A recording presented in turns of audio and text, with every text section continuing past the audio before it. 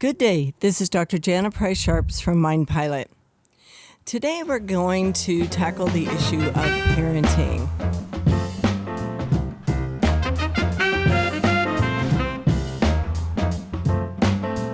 That can be a difficult issue for many people. It tends to cause a lot of arguments in marriages and relationships, differences in ideas of what's okay, what isn't okay. So I'm just going to talk a little bit about some things to think about as parents. The first one is that it's okay that parents have differences in ideas of parenting. Nobody is ever going to fully agree about exactly what to do with a child or a teen, what's okay, what isn't okay. There's obviously some general rules that, should probably be followed. A lot of screaming at a kid over time is going to shut that kid down.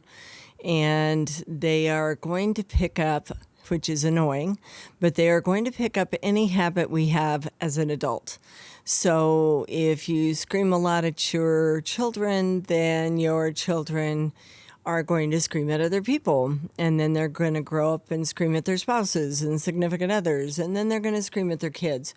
So that's something to be aware of, is that they are going to model whatever you do. That old saying, don't do as I do, but do as I say, that doesn't work with a darn.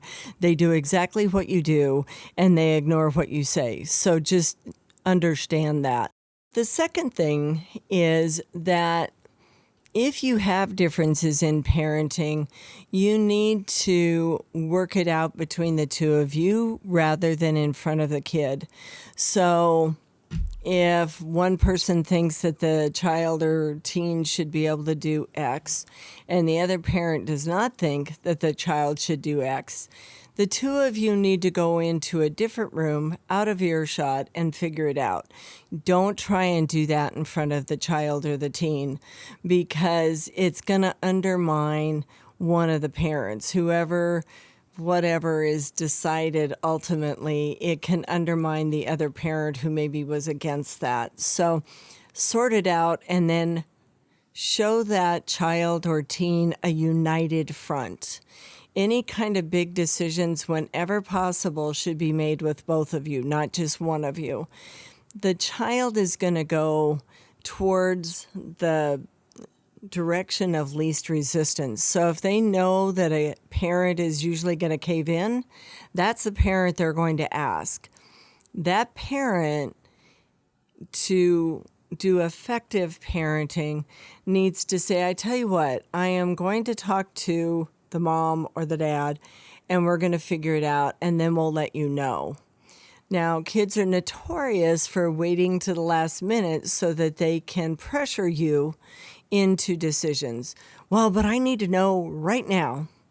And so it's going to be really important for you to say, well, you probably should have asked me sooner, because you know that your dad and I, or your mom and I, need to talk about things like this. So since you didn't ask me, I guess you're not going to do that, right? Because otherwise, any direction that they can figure out that they can go to slip through the cracks, that's what they're going to do. I have never known a kid not to do that. It's not any comment about whether your kid is bad or good. It's a comment about this is what kids do. And so be on the same page as parents. Now, I know that a lot of times first responders and veterans tend to be a little bit stricter or wanting more rules in the household. Now, we are living in an era where there are so many more dangers for kids than certainly when I was young, but also when many of you were young. We're in an age where kids can order fentanyl while sitting beside you on the couch from their cell phone. So it's a different world. And, there's these apps that young people get on, and then they hook up with somebody they've never met. And it turns out to be, somebody who's very unethical and basically a sexual predator. So those are things that, in our wildest imagination wouldn't have happened when I was a kid, and probably didn't happen when you were a kid either. So it's an era where coming down on the side of being careful is probably a better option.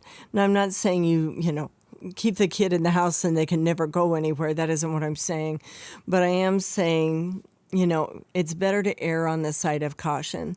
I want you to think just a minute about what your role is as a parent. Your role and your goal needs to be that you teach this young person how to survive as an adult, how to make good decisions. What does a decision-making process look like? Why are you telling them no? Now, it does no good to try and reason that out with a 4-year-old.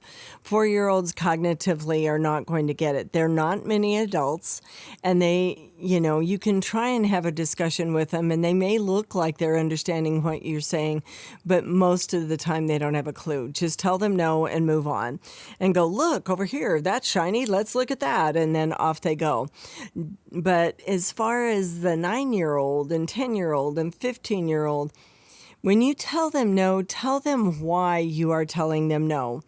I'm not saying that you have to explain yourself to your kids, but you're teaching your kids a decision-making process. When they leave home, as most of them will, they're going to have to understand the thought process of why you got to know. That way they know how to make good decisions. If you don't teach them that process and you just say, because I said no, and they're 13, then when they leave, they don't have that process in place of, oh, it's because I have a test tomorrow, and if I go over to my friend's house, I'm going to stay up until 2 in the morning. I'm not going to study, and then I'm going to flunk my exam. Now, that's important information when they get into college, because otherwise they go out with their friends the night before the test and they don't study because they've never gone through that decision-making or thought process. So that's an important thing to help the kid to begin to understand. The other thing is, don't undermine the other parent. If one parent is telling them no, don't come behind them and say, well, I think you're being too strict. The answer is yes, or vice versa. I don't think you're being strict enough, so no, the person can't go. Don't undermine the other parent. When you do that, you're effectively telling the kid that parent has no rights to parent, and that's a real problem. The other thing is to be able to kind of talk about a long-term strategy of parenting. When is it okay for the kid to go stay at somebody's house overnight? How do you determine whose house that they can stay overnight at? Do you know your kids' friends and their parents? That's a really important piece to the puzzle. Do you know where your kid is going on a Friday night? Do they just walk out of the house and say, bye, see you later? Or do you go, no, where are you going? When are you going to be home? The more, I'm not saying you make it so rigid that they can never go anywhere, but the more you have that communication, the safer your kid is going to be. So have that communication and decide that early on about what's going to be acceptable, what isn't going to be acceptable in terms of that kind of behavior. The other thing is there's some really pretty interesting research on what prevents juvenile delinquency or delinquent kind of behavior. The number one thing is school involvement.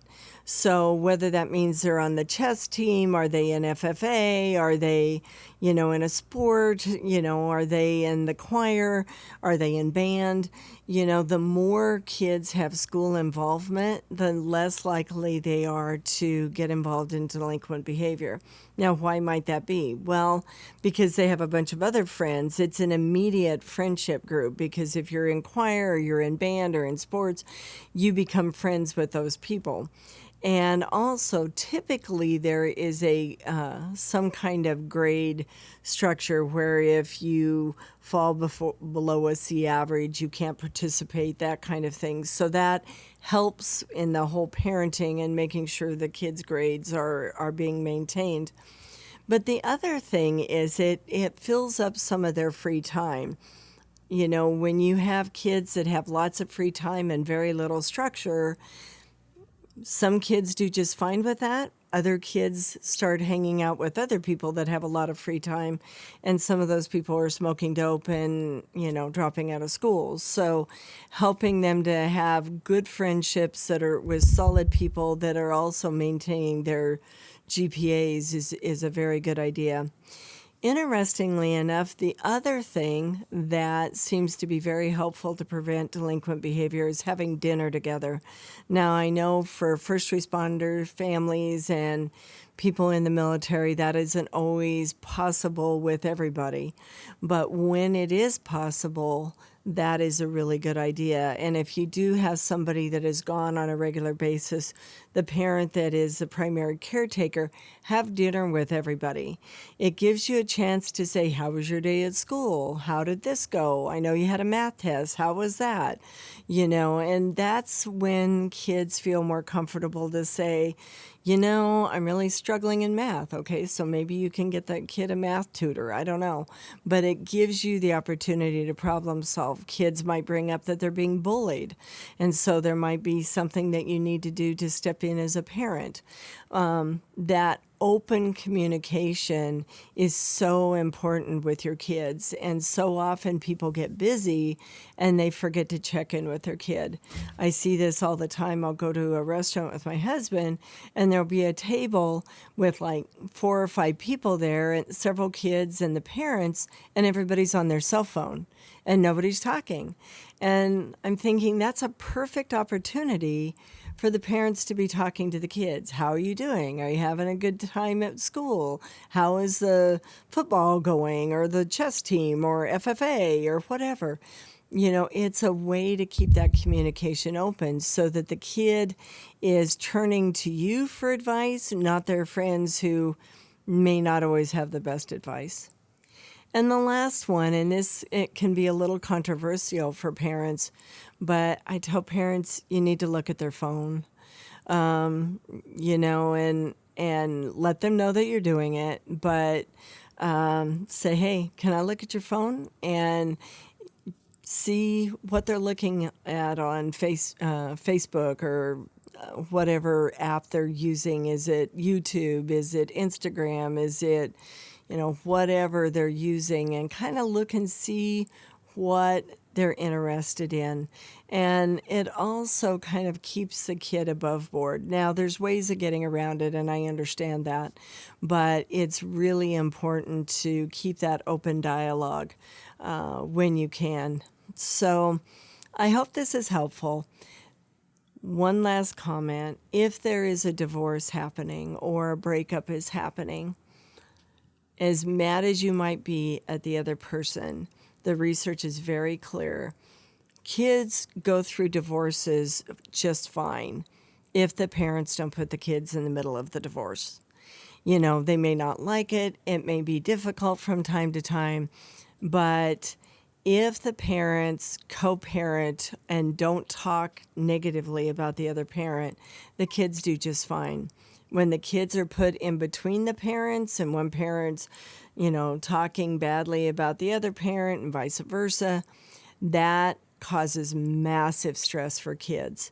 So as much as you may not like your ex, don't bring the kid into that. Don't talk to them about the other parent. Don't belittle the other parent, even if the other parent is less than perfect, because that's going to stress your kid.